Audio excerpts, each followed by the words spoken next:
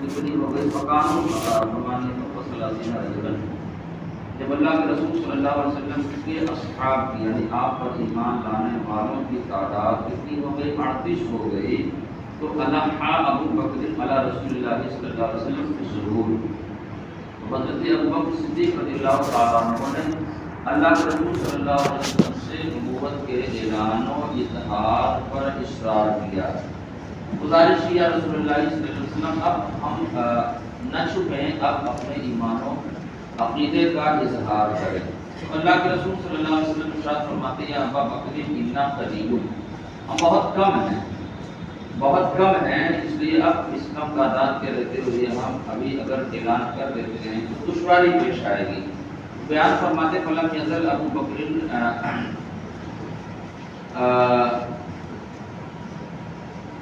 یلح علی رسول اللہ صلی اللہ علیہ وسلم یعنی کوئی اللہ کے رسول صلی اللہ علیہ وسلم سے اصرار کرنا گزارش کرنا کہ آپ اللہ کے رسول آپ اعلان و ایمان کا اظہار فرمائیں تو حضرت ابو بکر صدیق رضی اللہ تعالیٰ عنہ مسلسل اصرار کرتے رہے یہاں تک کہ پیارے آقا صلی اللہ علیہ وسلم نے اعلان فرما دیا کہ اب ہم دنیا کے سامنے اپنے ایمان کو ظاہر کریں گے اب اعلان کرنے کا مطلب یہ ہوا کہ اب وہ حاضر ہوں کسی ایک جگہ جہاں حاضر ہو کر وہ غلط اعلان دنیا کے سامنے اپنے ایمان کو بتائیں وَتَفَرَّقَ الْمُسْلِمُونَ فِي نَوَاحِي مسجد کے مختلف گوشوں میں مسلمان نکل گئے مسجد حرام کے ہر شخص اپنے خاندان میں موجود تھا وقام ابو بکر الناس خطیبا اور حضرت ابو بکر صدیق رضی اللہ تعالیٰ عنہ لوگوں کو خطبہ دینے لگے تو فکانا اولا خطیب دعا الی رسول اللہ و الی رسولہ تو سب سے پہلے خطیب جنہوں نے لوگوں کو اللہ و رسول کی جانب آنے کی دعوت دی وہ کون ہے حضرت ابو بکر صدیق رضی اللہ تعالیٰ وصار المشركون علی ابی بکر وعلی المسلمین اس کا پھر ترجمہ وہی پیر پڑھ رہا اور مشرکوں نے حضرت ابو بکر صدیق رضی اللہ تعالیٰ عنہ اور دوسرے مسلمانوں پر حملہ بول دیا مسلمانوں پر پیر پڑے مشرکین فضربوا فی نواحی المسجد ضربا شدیدا اور مسجد ہی میں انہیں بہت زیادہ تکلیف پہنچائی اور حضرت عمر رضی اللہ تعالیٰ عنہ کے تذکرے میں یہ حدیث پوری آئی ابن عساکر حضرت علی رضی اللہ تعالیٰ عنہ سے راوی کہتے ہیں کہ لما اسلم ابو بکر اظہر اسلامہ ودعا الی اللہ و الی رسولہ کہ جب حضرت ابو بکر صدیق رضی اللہ تعالیٰ عنہ اسلام لائے تو انہوں نے اپنا اسلام ظاہر فرما دیا اور لوگوں کو اللہ کی اور اللہ کے رسول کی جانب انہوں نے دعوت دی تو یہ تمام بحثیں تمام روایتیں اس بات کو ثابت کرتی ہیں کہ حضرت ابو بکر صدیق رضی اللہ تعالیٰ عنہ کے اندر اعلیٰ درجے کی شجاعت و بہادری موجود تھی اب اس کے بعد ایک نئی فصل شروع کرتے ہیں جو حضرت رضی اللہ تعالیٰ عنہ کی زندگی کا کے امتیازات میں سے ہے جب ان سے پوچھا گیا تھا کہ آپ کو سب سے زیادہ کیا پسند ہے تو انہوں نے اللہ کے رسول کی بارگاہ میں عرض کیا تھا یا رسول اللہ آپ کے پاس بیٹھنا بڑا اچھا لگتا ہے اور آپ کو تکتے رہنا بڑا اچھا لگتا ہے الجلوس عندک والنظر الیک وانفاق مالی علیک اور آپ پر اپنا مال خرچ کرنا تو حضرت صدیق رضی اللہ تعالیٰ عنہ تاجر تو تھے ہی تجارت کا پیشہ تو تھا ہی اور جو جذبہ سخاوت ان کے اندر موجود تھا وہ جذبہ سخاوت انہیں تمام صحابہ میں ممتاز کر دیتا ہے فی فاقہ مالہ علی رسول اللہ صلی اللہ علیہ وسلم یہ فصل ہے صدیق اکبر رضی اللہ تعالیٰ عنہ کے اس انفاق کے حوالے سے جو مال انہوں نے اللہ کے رسول کی ذات جو خرچ کیا اور اس بات کے حوالے سے وَأَنَّهُ أَجْوَدُ الصَّحَابَةِ کہ ان کی حیثیت اجود الصحابہ کی ہے صحابہ میں سب سے ممتاز ترین سخاوت انہی کی تصدیق کی گئی اللہ عز و جل ارشاد فرماتا ہے وَسَيَجَنَّبُهَا الْأَتْقَى الَّذِي يُؤْتِي مَالَهُ يَتَزَكَّىٰ اور عنقریب وہ دور رکھے جائیں گے متقی اس سے جہنم سے دور رکھے جائیں گے جنہوں نے اپنا مال دیا ستھرا کرنے کو یعنی وہ اپنا مال خرچ کرتے ہیں مال کے تزکیے کے لیے اور مال کے تزکیے سے دل کا بھی تزکیہ ہوتا ہے اگرچہ انفاق بظاہر ایک خارجی معاملہ ہے، لیکن یہ انفاق اگر دل میں انفاق کا جذبہ نہ پیدا ہو تو رتی کوئی نہ نکالے گا اپنے مال میں۔ تو تزکیہ مال یہ سبب ہوتا ہے تزکیہ نفس کا۔ تو اللہ تعالیٰ نے اس آیت مبارکہ میں جسے اتقا کہا ہے، اس اتقا سے مراد کون سی ذات ہے؟ مفسرین بیان فرماتے ہیں اس بات پر علماء کا اجماع ہے کہ یہ آیت کریمہ حضرت صدیق اکبر رضی اللہ تعالیٰ عنہ کے انفاق کے حوالے سے نازل ہوئی کہ وہ اتقا ذات حضرت صدیق اکبر رضی اللہ تعالیٰ عنہ کی ہے جنہوں نے اپنا مال خرچ کیا سکھلا کر۔ ابن جوزی کہتے ہیں کہ اجمعوا علی انہا نزلت فی ابی بکر، یہ آیت کریمہ،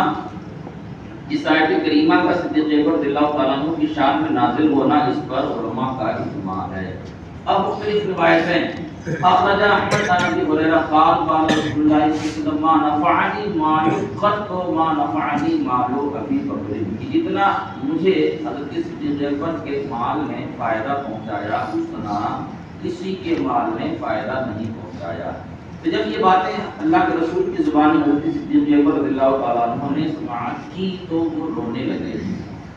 لگے اور ان کی زبان سے جملہ نکلا انا و مالی الا لک یا رسول اللہ، یا رسول اللہ میرا مال اور میرا وجود یہ سب تو آپ ہی کا ہے۔ یہ باتیں کیوں ارشاد فرما رہے ہیں؟ بہرحال اللہ کے رسول نے ان کی حوصلہ افزائی کے لیے ان کی فضیلت میں یہ باتیں ارشاد فرمائی کہ جتنا مجھے ابو بکر کے مال نے نفع پہنچایا اتنا کسی کے مال نے نفع نہیں پہنچایا۔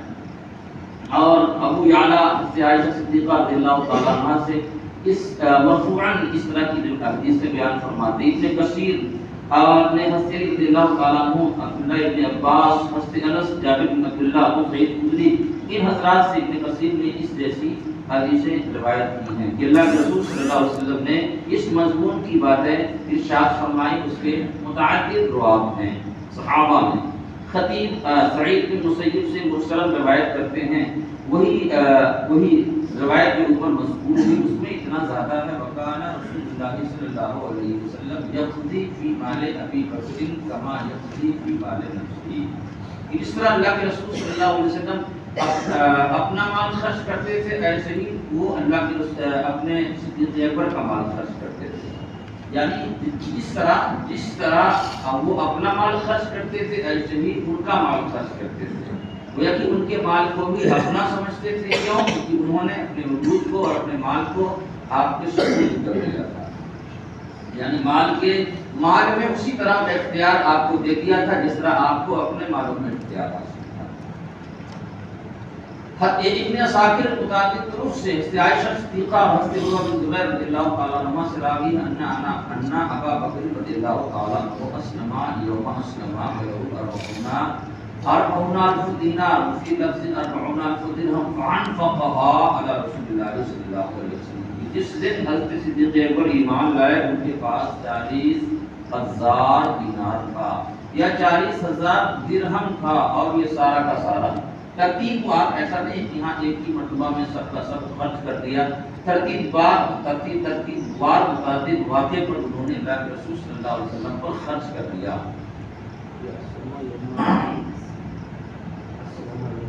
جس دن اسلام لائے، بس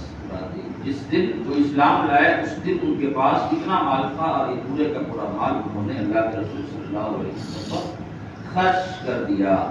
ابو سعید بن اعرابی حضرت ابن عمر رضی اللہ تعالیٰ عنہ سے راوی کہتے ہیں کہ راوی پر تخریج کیا انہوں نے، آخری راوی حضرت عبداللہ ابن عمر رضی اللہ تعالیٰ عنہ بیان فرماتے ہیں کہ اسلم ابو بکر یوم اسلم وفي منزله 40,000 درهم فخرج الى المدينه بلا وما له غير 5,000 كل ذلك ينفق في الرقاب والعون على الاسلام، کہ جس دن حضرت صدیق اکبر رضی اللہ تعالیٰ عنہ اسلام لائے ان کے گھر میں 40,000 درہم تھا، اور پھر جب ہجرت کر کے مدینہ چلے گئے تو فقط 5,000 ہو گیا، وما له غیر 5,000، ٹھیک ہے، اور ان کے پاس 5,000 سے زیادہ نہ بچا، اور یہ سب کچھ پورا مال انہوں نے گردنیں آزاد کرانے میں، یعنی غلام آزاد کرانے میں اور اسلام کی معاونت میں خرچ کر دی، جہاں اسلام کو ضرورت پڑی وہاں انہوں نے خرچ کر دیا۔ ابن عساکر حضرت عائشہ صدیقہ رضی اللہ تعالیٰ عنہا سے روایت کرتے ہیں، مطلب روایت نہیں کرتے، تخریج کرتے ہیں۔ حضرت عائشہ صدیقہ رضی اللہ تعالی عنہ بیان فرماتی ہے کہ حضرت صدیق اکبر رضی اللہ تعالی اعتق سبعۃ كلهم يعذب في اللہ، 7 ایسے لوگوں کو صدیق اکبر رضی اللہ تعالی عنہ نے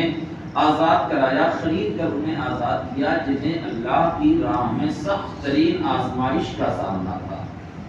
جنہیں ان کے آقا اس لیے سزا اور عمر عذاب کر رہے تھے کہ انہوں نے اسلام قبول کر لیا تھا۔ تو راہ خدا میں انہوں نے جو مشقت جھیلی تھی، اس مشقت کے پیش نظر جیسے حضرت بلال حبشی رضی اللہ تعالیٰ عنہ کو آزاد کرایا، ایسے 7 لوگ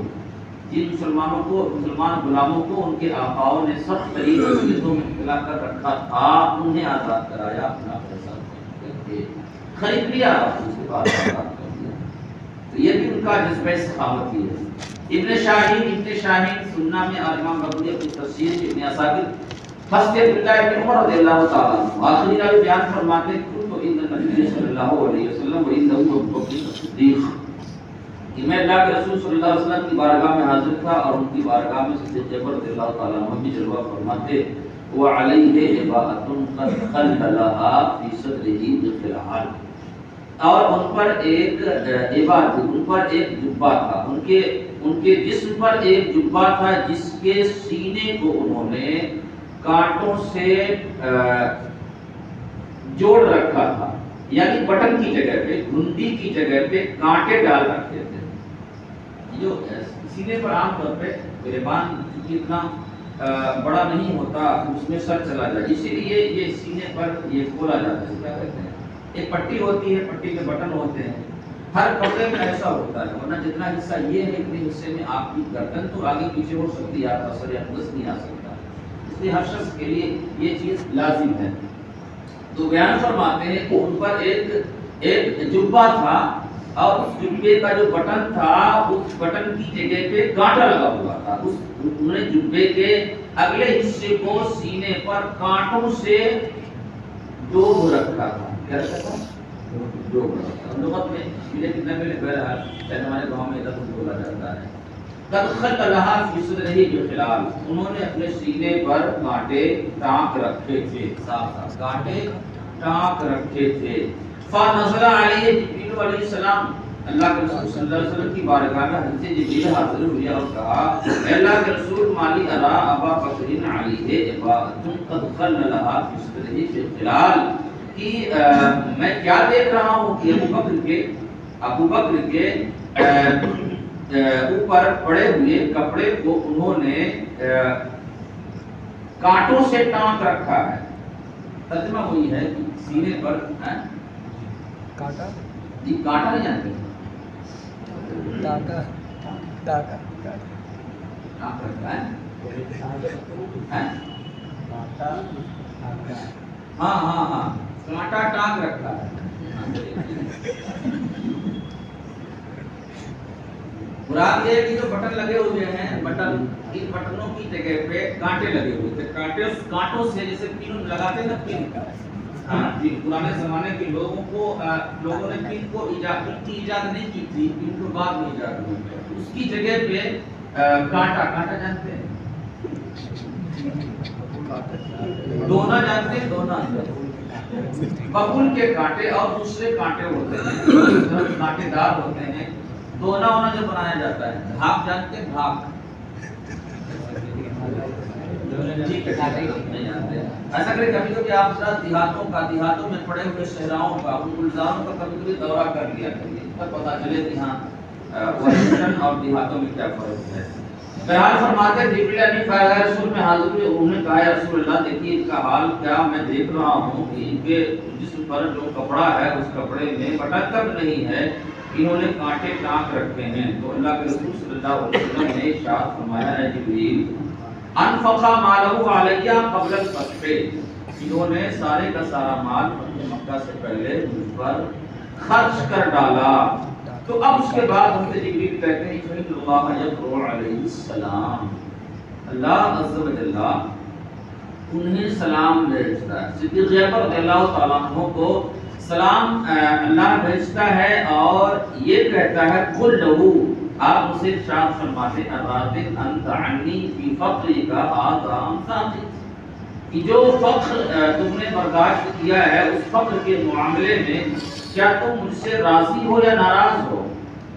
یہ اللہ کی طرف سے حضرت جبرائیل امین نے پیغام لے کر آئے، یا رسول اللہ آپ اپنی زبان سے اللہ کا پیغام دیجیے، بس یہ کیوں کہیں کہ جو مفلسی جو اختیاری فقر ہے، ورنہ تو ان کا پیشہ تجارت تھا اور وہ مطلب غربا میں نہیں شمار کیے جاتے تھے، ان کا شمار غربا کی بجائے شرفا میں ہوتا تھا، اشراف قریش سے ان کا تعلق تھا اور یہ بزنس ان کا اپنا پیشہ تھا۔ تو انہوں نے کہا، ان سے آپ ارشاد فرماتے کہ وہ فقر جو آپ نے اختیار کیا ہے فی فقر کا ھذا، اس فقر کے معاملے میں تم مجھ سے راضی ہو یا ناراض ہو۔ اب اس کے بعد ابو بکر صدیق رضی اللہ تعالیٰ عنہ ارشاد فرماتے ہیں کہ اسقط علی ربی، میں اللہ سے ناراض ہوں گا، انا عن ربی راض، انا عن ربی راض، میں راضی ہوں اپنے رب سے، وہ مجھے جس حال میں رکھے، راضی ہوں اپنے رب سے، میں راضی ہوں اپنے رب سے۔ حدیث غریب ہے، سند اس کی بہت ضعیف ہے۔ ابو نعیم ہستی ابو ہریرہ،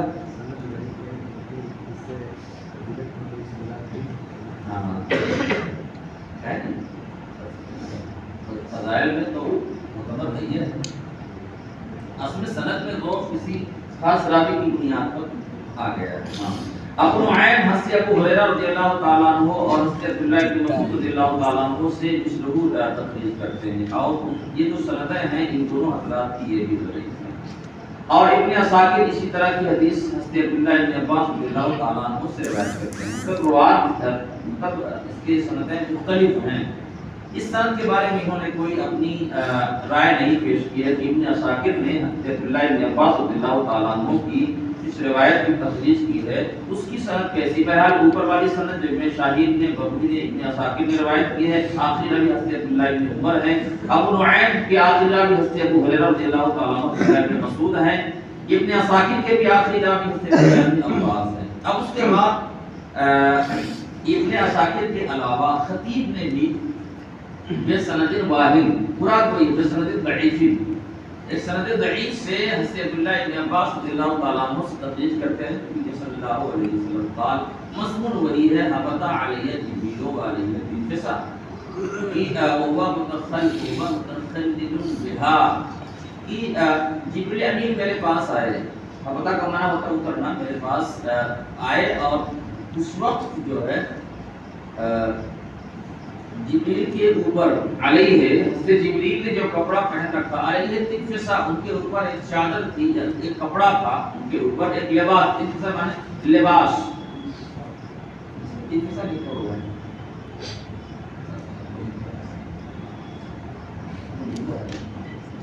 تکفسا ہمارے ساتھ، بہرحال وہ متخلل بہا، متخلل سے مراد وہی خلال والا ہے، اور انہوں نے بھی اپنے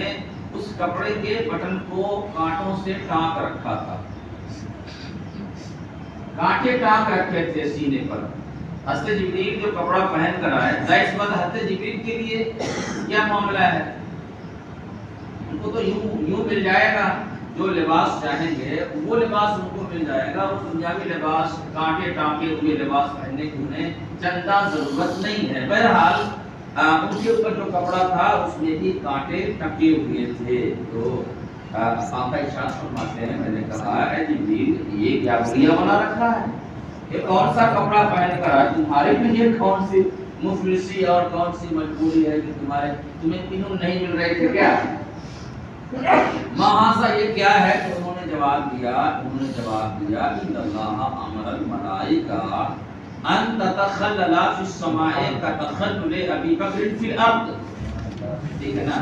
ابن کثیر نے اس پر کمنٹ کیا ہے سخت۔ بہرحال روایت آپ دیکھ لیں کہ اللہ تعالیٰ نے جواب ارشاد فرمایا، جواب عرض کیا اللہ کے رسول کی بارگاہ میں، اللہ نے تمام فرشتوں کو اس بات کا حکم دیا ہے کہ وہ آسمانوں میں رہتے ہوئے وہی طریقہ اپنے کپڑوں میں کانٹے ٹانکنے کا اختیار کرے جو صدیق اکبر رضی اللہ تعالیٰ عنہ زمین میں اختیار کرتے ہیں۔ ابن کثیر کہتے ہیں یہ حدیث جو ہے منکر ہے۔ منکر محفوظ کے مقابلے میں ہوتا ہے منکر، ٹھیک ہے نا؟ وقال ولولا ان هذا والذي قبله يتداول كثير من الناس لقالها، کہتے اگر یہ روایت اور اس سے پہلے کی جو روایتیں ماقبل میں بیان ہوئی، اگر اس سے بہت زیادہ علماء نے اسے نہ قبول کیا ہو، تداول، ٹھیک ہے نا، اسے علماء کے درمیان مداولت کا شرف نہ ہو، یعنی روایت کو علماء بہت زیادہ آپس میں نہ بیان کرتے ہوں، تو بہتر ہے کہ ان دونوں روایتوں سے، یہ جو حضرت عبداللہ ابن عمر رضی اللہ تعالیٰ عنہ کی جبریل کے آنے کی جو دونوں روایت ہیں، ایک ہے وہ کپڑا پہن کر آنا اور ایک ہے آ کر حضرت صدیق اکبر کے کپڑے کے بارے میں سوال کرنا، بہتر یہ ہے کہ ان دونوں کو نہ بیان کیا جائے۔ لکان اعراض عنہما اولا یہ ہے کہ ان دونوں سے اعراض کیا جائے۔ ابو داؤد اور ترمذی حضرت عمر بن خطاب رضی اللہ تعالیٰ عنہ سے تفریح کرتے ہیں کہ امرنا رسول اللہ صلی اللہ علیہ وسلم ان نتصدق، کہ اللہ کے رسول صلی اللہ علیہ وسلم نے ہمیں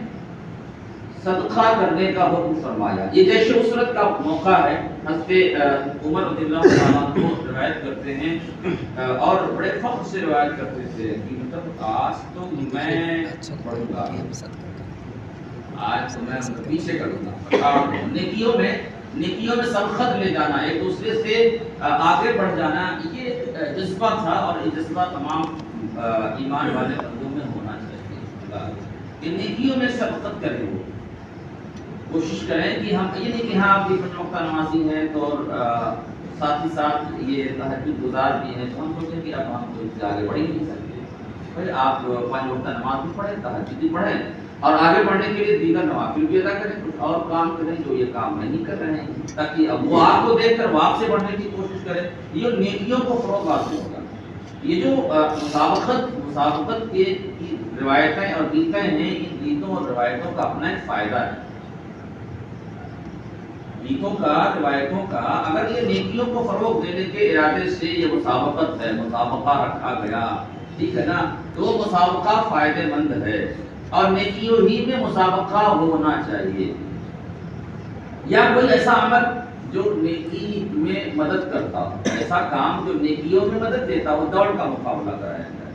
یہ اس کے ذریعے سے آپ کے وجود کی فاسٹنگ کا احساس ہوتا ہے،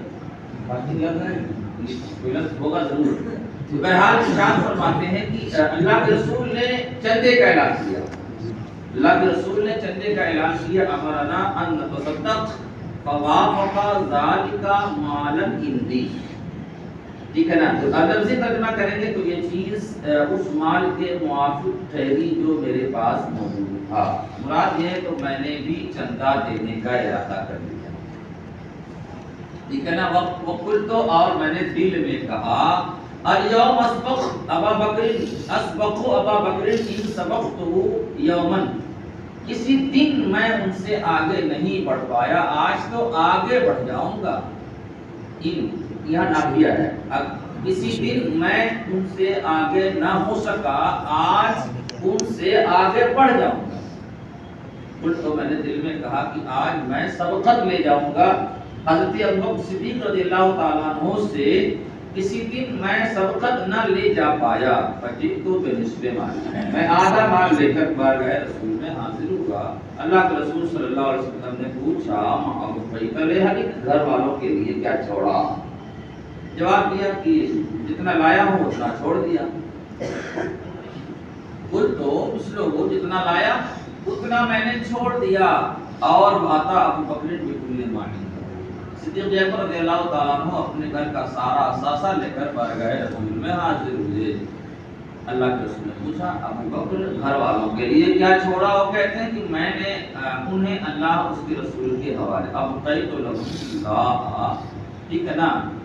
ورسولہ، میں نے انہیں اللہ اور رسول کے حوالے کر دیا، ترجمہ کر دیا۔ جواب ارشاد فرماتے ہیں حضرت عمر رضی اللہ تعالیٰ عنہ، قل تو اب میں نے پھر دل میں کہا، ٹھیک ہے نا، یہ ساری باتیں دل ہی دل میں ہے، دل میں ایسا نہیں کہ ہاں انہوں نے چیلنج کر دیا ہو آج آپ مقابلہ کرو، یہ کون سا مقابلہ نہیں، چیلنج درست نہیں، نہ درست ہے، یہ ادب کے خلاف ہے، تو کہتے ہیں کہ لا اسبقہ الی شیء ابدا، میں کسی بھی چیز میں کبھی بھی ان سے آگے نہیں بڑھ سکتا. یہاں موقع تھا تو میرا مال بظاہر ان کے لائے ہوئے مال سے زیادہ بھی نظر آ رہا تھا، تو لگا کہ مطلب لیکن پرسنٹیج نہ دیکھا جائے گا. یہ نہیں کہ اب 1 کروڑ میں سے 50 لاکھ آپ نے دے دیا تو آدھا، اور اس کے پاس 50 لاکھ تھا، 50 لاکھ پورے کا پورا دے دیا تو 100% نہ ہو گیا. مقدار نہیں دیکھی جاتی حضرت، معیار دیکھا جاتا ہے. امام ترمذی فرماتے ہیں حسن صحیح، ایک ہی روایت کے بارے میں حسن صحیح کیوں کہہ رہے ہیں یہ آپ پڑھ لیں گے، کیا پڑھ رہے ہوں گے. ابو نعیم الیہ میں حسن بصری سے روایت کرتے ہیں کہ حضرت ابو صدیق رضی اللہ تعالی عنہ اللہ کے رسول کی بارگاہ میں صدقہ لے کر آئے، فاخفاها اور اسے چھپا کر پیش کیا یا اس کی قیمت نہ بیان کی، جتنا لائق تھے اتنا اللہ کے رسول کی بارگاہ میں دے دیا، ٹھیک ہے نا، کچھ اس کے بارے میں کوئی لفظ کشائی نہ کی. فقال یا رسول اللہ حاضری صدقتی، یا رسول اللہ یہ میرا صدقہ ہے. اس کے بعد کا جملہ وللہ عندی معاد، ماں کا لفظ ترجمہ وہی لوٹنے کی جگہ. مراد یہ ہے کہ مجھے اللہ ہی کی ذات پر اعتماد ہے، مجھے اللہ ہی کی ذات پر اعتماد، اس کا مضمون ہے، ٹھیک ہے نا. لفظ ترجمہ کچھ اور ہوگا. اب اس کے بعد سنیے وللہ ہے تو سب سے پہلے جو ہے اللہ کا ذکر ہے، اس کے بعد عندی کا ذکر ہے، اس کے بعد معاد کا ذکر ہے. جیسے قرآن مقدس میں لا تخف ان اللہ معنا، ٹھیک ہے، ان اللہ، ان کے بعد اللہ کی ذات، اور معنا یعنی اپنے وجود کو یہ انہوں نے بعد میں رکھا، اور ذات باری تعالیٰ کے اس میں گرامی کو انہوں نے پہلے بیان کیا. تو یہ اللہ کے رسول کی زبان سے نکلا ہوا وہ جملہ ہے جو غار ثور میں صدیق اکبر کی تسلی کے لیے اللہ کے رسول کی زبان سے نکلا، لا تخف ان اللہ معنا. اور اسی طرح کا جملہ غالباً حضرت موسیٰ علیہ السلام کے حوالے سے بھی قرآن مقدس میں اِنَّا مَعِی رَبِّی ہے. اور دیکھیے معی کا مطلب یہ ہوا کہ ہم اپنے وجود کو پہلے ذکر کر رہے ہیں اور اس کے بعد ربی کو اس کے بعد میں ذکر کر رہے ہیں. مضمون کے اعتبار سے بہت بڑا فرق نہیں ہے. لا تخف ان اللہ معنا، اِنَّا مَعِی رَبِّی، اِنَّا مَعِی رَبِّی اور اِنَّ اللَّهَ مَعَنَا میں بس لفظ کے آگے پیچھے ہونے سے اللہ کی ذات گرامی کا جو تذکرہ ہے لا تخف ان اللہ معنا میں پہلے ہے اور معنا بعد میں ہے، اس میں ربی بعد میں ہے اور معی پہلے ہے. مطلب دونوں جملے ایک اللہ کے رسول کی زبان سے نکلے ہوئے، ایک دوسرے پیغمبر کی زبان سے، مضمون کے اعتبار سے دونوں میں کوئی بہت بڑا فرق نہیں ہے، لیکن بس لفظ کے استعمال کی ترتیب جو ہے اس ترتیب میں یہ تضمین و تزئین ہے. کیا ہے؟ تضمین و تزئین. تو کہہ رہے ہیں کہ وللہ عندی معاد وجاء عمر بصدقته فاضلها. حضرت عمر رضی اللہ تعالیٰ عنہ بھی صدقہ لے کر آئے اور کہا یا رسول اللہ اتنا ہے، یا رسول اللہ قبول فرمائے میرا صدقہ ہے، یا رسول اللہ قبول فرمائے اتنا ہے، یا یہ ہے، یا رسول اللہ قبول فرمائے یہ مرغا ہے، یہ کس طرح کا، یا رسول اللہ قبول فرمائے. اب مطلب کچھ اور ہو اس سے بحث ہی نہیں. یہ ہے مطلب یہ نہیں کہ ہاں لوگوں میں نے اللہ کے رسول کو چندہ دیا ہے، اللہ کے رسول کی بارگاہ میں، ایسا کچھ نہیں. نہ انہوں نے ایسا کیا ہے نہ انہوں نے ایسا کیا ہے. بس یہ چھپانے اور ظاہر کرنے کا مضمون فقط اتنا سا ہے. فقال یا رسول اللہ ھذا، اور عرض کیا رسول اللہ صلی اللہ علیہ وسلم ھذہ صدقتی ولی عند اللہ معاد. لی ادھر للہ تھا تو للہ کے بدلے میں لی، اور عندی کی جگہ پہ عند اللہ. یہاں ذاتی باری تعالیٰ کا ذکر جو ہے تھوڑا سا بعد میں آیا. مضمون کے اعتبار سے جو پہلے والا جملہ ہے وہ دوسرے والا جملہ ہے، اس کا مفہوم وہ اس کا مفہوم، مجھے اللہ کی ذات کا سہارا، اللہ کی ذات پر اعتماد ہے، ٹھیک ہے نا. یہ صاف صاف جس کا مضمون وہی ہے کہ مجھے اللہ کی طرف پلٹ کر جانا ہے. تو اللہ کے رسول صلی اللہ علیہ وسلم ارشاد فرماتے ہیں کہ جو دونوں کے صدقہ پیش کرنے کا طریقہ ہے اس طریقے میں جو فرق ہے، جس طرح ان دونوں جملوں میں فرق ہے اسی طرح کا فرق ان کے صدقے میں بھی ہے. بڑا نازک سا فرق اللہ کے رسول صلی اللہ علیہ وسلم نے ارشاد فرمایا. فقال رسول اللہ صلی اللہ علیہ وسلم ما بین صدقتیکما کما بین کلمتیکما. ٹھیک ہے، تمہارے جملوں میں جو فرق ہے وہی فرق تمہارے صدقوں میں بھی ہے. بڑا نازک سا فرق جملوں میں بھی ہے اور بڑا نازک سا فرق جو ہے اخفاء اور اظہار میں. حضرت ابوبکر صدیق امام ترمذی حضرت ابو ہریرہ رضی اللہ تعالی عنہ سے تخریج کرتے ہیں قال رسول اللہ صلی اللہ علیہ وسلم ما لأحد عندنا یدن ہم پر کسی کا احسان باقی ہم پر کسی کا بھی احسان نہیں تھا الا وقت کافانا ہو، اور ہم نے سب چکتا کر دیا. ہم پر جس کا بھی احسان تھا ہم نے سارے کے سارے احسان کو ادا کر دیا الا ابا بکر، مگر ابو بکر کا احسان ہاں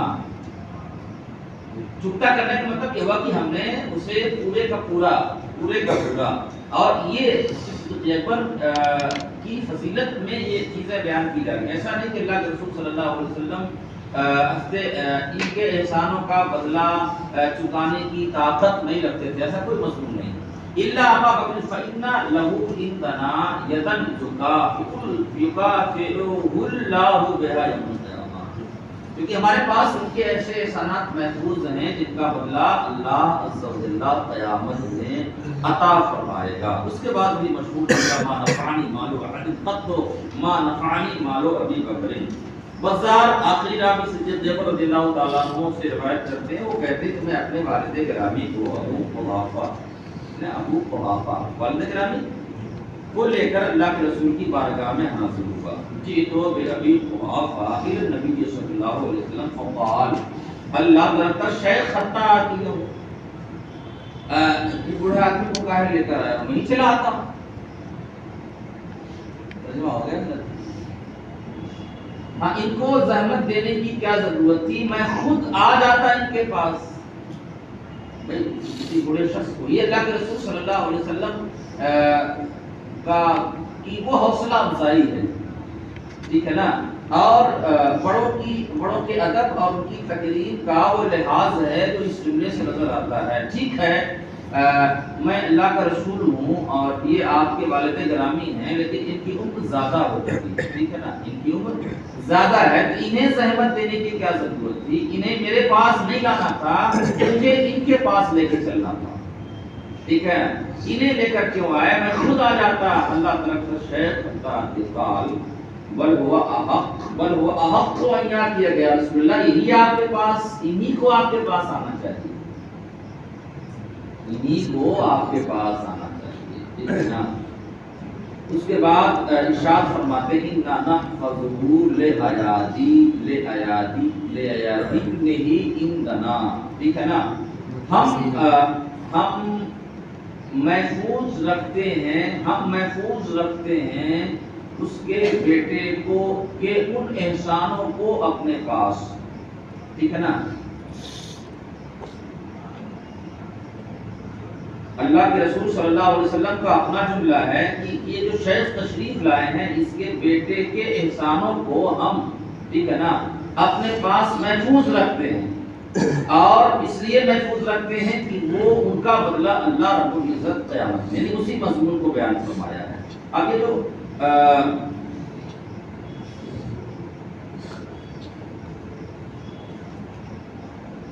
ہاں وہ زمین ہم انہیں یا صاف صاف کہ ہم ان کی قدر کرتے ہیں،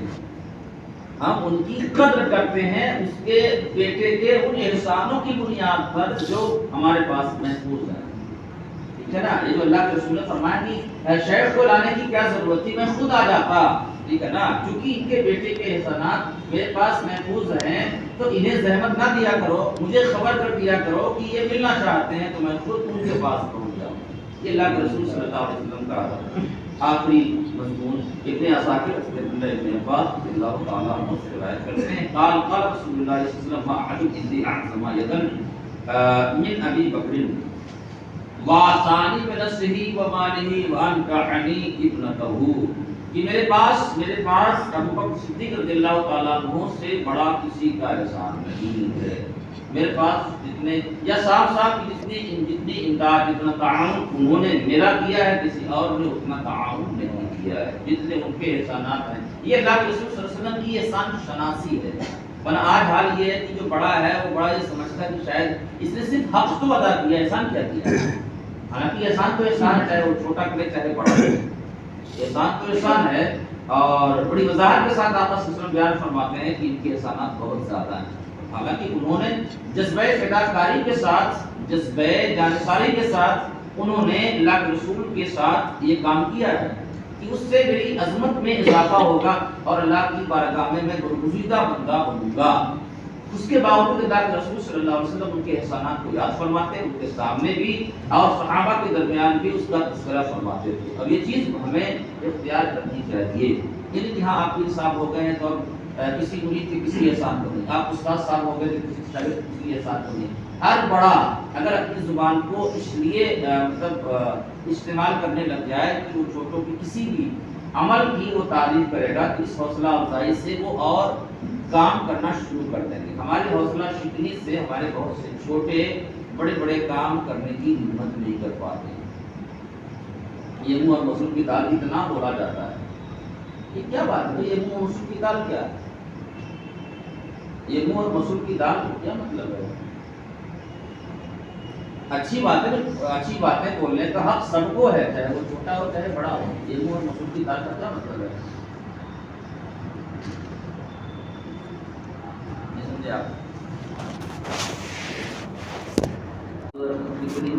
آپ